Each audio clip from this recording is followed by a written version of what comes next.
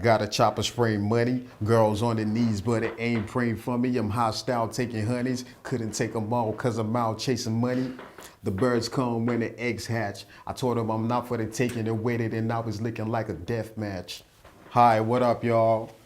It's Red Hot Ice Cold up in this. I go by the name of Hotyce, and you can check out my new EP For No Reason on Boom Play. That's what's up, y'all.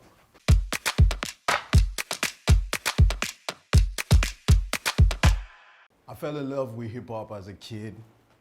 You know, I can remember my eldest brother playing songs from Dr. Dre, the whole Death Row era, you know, even to the New York guys, man, the B.I.G.s and all that. And as a kid, I could pick up one or two lyrics, you know, so I grew up in a family of, I'm the last child out of 7 children, you know, so I got to witness different generations of music, you know, ahead of my time, but I gravitated towards the hip hop most, you know, so I fell in love with hip hop as a kid, especially when I saw Nothing But a G Thing by Dr. Dre and Snoop Dogg. I was like, you know, I like that. You seem to have this, I can take on anybody, me against the world persona. Mm-hmm. Why is that? Why is that? Where does that come from? First off, I think I know who I am, you know, and I also believe every rapper or any rapper out there should have a strong level of confidence. I mean, you can't come through as a rapper and come and feel defeated, you know. So yeah, that's what it is, man. Yeah. When would you say you started making music professionally?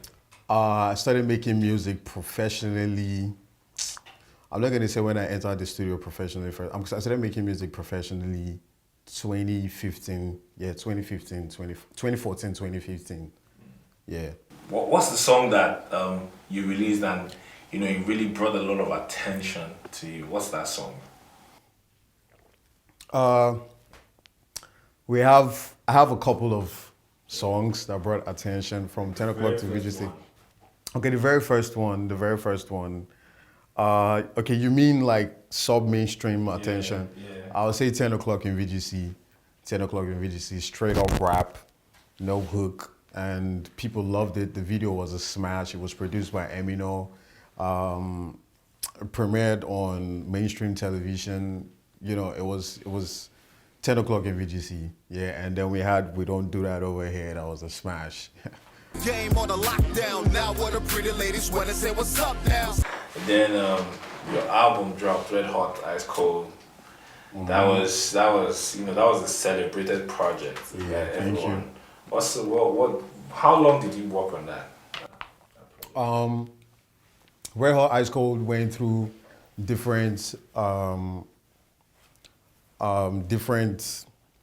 forms. You know, I started working on Red Hot Ice Cold, let's say late 2016.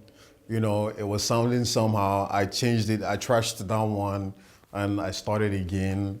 And let's say from 2016 to 2018, yeah, Red Hot Ice Cold was done. It was done, but it went through different phases, man, before we arrived at what we have right now as Red Hot Ice Cold Volume 1. Yeah. Okay. Say Something Remarkable. What's the story behind that song? That song comes with so much energy, and that's like a song that I feel is going to be a classic from that tape. Say Something Remarkable started when I had a very remarkable conversation with remarkable conversation with my friend, Angry Mob, you know, and I get inspired by conversations, you know. So we had that conversation about, you know, people wasting your time when you listen to, you know, people shoot you with different links like, oh, bro, please listen to this thing I did. They can tag the whole world on it. And by the time you listen to it, you're like, it's a waste of my time. You know, I can't get that time back. So you might pay me if you owe me, but if you waste my time, I can't get it back. I mean, in an era where everybody's just trying to you know, go into the studio and come out ASAP. You know, I think if I give you my time to listen, if I give you my time, you know, I feel you should say something remarkable. So that's what it is. That's what Say Something Remarkable is all about. Yeah. How did you feel getting your first Headies nomination? Man, I was very excited at first, very excited, but along the line it was like, you know. Yeah, because I was trying to check out, I saw Osage tweeting about Good Girl Ellie's nomination, congratulating her, how she had like 2 nominations and things like that. And I went to confirm it. So I was like, okay, let me see what the hip hop guys are talking about. And I saw it, best rap single, Hotyce. We don't do that over here. And I was like, wow, okay. Now I feel like they're being more inclusive. Yeah. So that's how I felt. That's how I felt. You ain't got game. We don't do that over here. You ain't getting your money. We don't do that over here. Why you were nominated alongside some of your friends. Alpha, yeah? Yeah, Alpha Genie, Paper Corleone, Paper Corleone, AQ, AQ, and Loose. Yeah, and Faust, the bad guy. Yeah. What was that like? You know, it's like you're in a way you're getting recognized. Your peers are also getting recognized. Did it in any way signal to you that, you know, people are recognizing a new era of rappers? Yes, definitely, man. You know, seeing Paper and Alpha on the same category, you know, gave me a feeling of, you know, this time they're being more inclusive, man. This time they're beginning to recognize a new breed of rappers, and they're beginning to recognize the drive. And when you look at what we have going on, like, you can tell we actually deserve it. Like, there's still worthy mentions out there, you know, but this is a new era.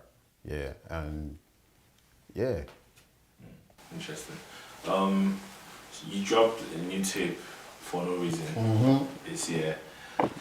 Before we even get into that, let me ask, how did the coronavirus pandemic affect Hotyce? Did it affect it creatively? I'd say it's 2 ways. I look at it in 2 ways, man. Coronavirus affected the bag, and it also helped in, how do I put this, man? I also had to work on my discipline, and, you know, I became more disciplined. Had to move the workspace to the house. Like, I was more deliberate about that, and yeah. We're creatives, man, and we're humans. We always have to adapt, you know. So that's what I did, and that's what I'm still doing, trying to keep safe, sanitize it at the same time, and washing my hands. Yeah. Interesting. So For No Reason dropped a 4 EP Yeah. project. For No Reason, 4 tracks for no reason. Yeah. Oh, We have 4 songs on it. well, is this something that, you know how the coronavirus made a lot of people change plans, and Yes. is this one of those, you know, it just came out from nowhere things? Well, it wasn't really supposed to be rolled out the way it was rolled out, because For No Reason is supposed to like usher in an album, but this time it's gonna usher in a mixtape. Oh, so there's a mixtape. Yeah, there's a mixtape on the way. Okay. So yeah, I had to adjust. Like, I had finished working on the project since January. Post-production took like a couple of months, like 3 months. Yeah, and yeah, we have For No Reason now, man. So we expect a mixtape. Yeah. Okay. Mixtape. What's mixtape culture like in Nigeria? Man, I don't really know much about the mixtape culture in Nigeria, but I know Paper has a couple of mixtapes out, you know, and that is very, very, very dope. And one of the things I know about a proper mixtape is supposed to be hosted by a DJ. And shout out to DJ Jimmy Jat for agreeing to host my mixtape. So Hey, nice, that's gonna be a legendary one. Nice. Yeah. Congrats on that. Uncle Jimmy, toast to you. Nice. When can we expect this mix?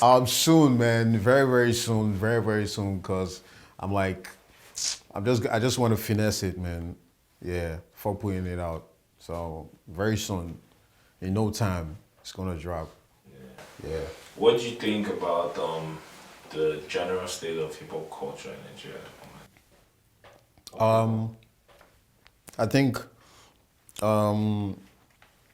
it's something that is very wide, and we don't just have hip hop only in one part of the country, only in Lagos. We have hip hop in the north as well. People in KD, people in ABJ, people in Kano states, people in Jos, like they rap their asses off, you know. And I think hip hop right now is in a good place, but it could be in a better place. So there's still more room for improvement. But I mean, support. We need more corporate bodies. We need more corporate bodies involved. Yeah. So that's the state of hip hop right now. We need proper presentation too as well. So yeah, that's basically the summary of hip hop in Nigeria right now.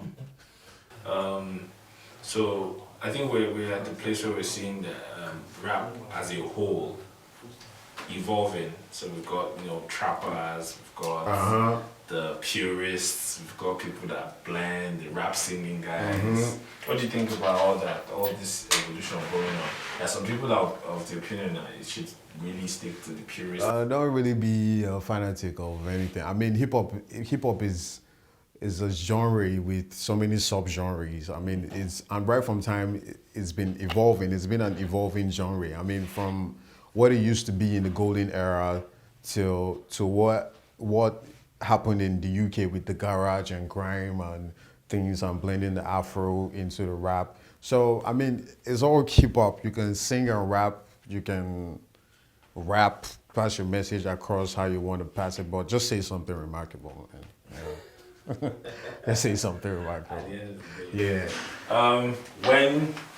When so your first album came out. Yeah. You got a Headies nomination. Where do you think the sophomore album will take you to? Man, I see, because I actually expected more out of Red Hot Ice Cold, but I don't make the music for any award body, at least for now, you know. So, well, I know the music is definitely going to take me places, and I know the sophomore album is definitely going to do greater things, because I think the clientele has been expanded right now. You know, no more people are trying to push boundaries and push grounds. So, yeah, I'm really optimistic, and the work ethic right now is crazy, yeah, as well. Yeah, really crazy. So I know for what I have on the sophomore, it's going to be crazy, man. So I'm expecting more, yeah. What's it like promoting a hip hop project? Because, you know, the pop guys now, they have TikTok, they have dance challenges and all that. What's it like? Is it harder? I think it's more challenging, but really it's almost the same thing, because we all have the same platforms, so we just need to maximize the platforms, you know, and that's what so many hip hop guys don't do. You know, we don't really maximize the platforms to their full potential. So, man, I mean, I think it's kind of tougher. It's kind of tougher because at the end of the day, it boils down to the music, the kind of music you make. But as far as marketing schemes, I think we have the same platforms and things, and with proper funding, you could do a lot more.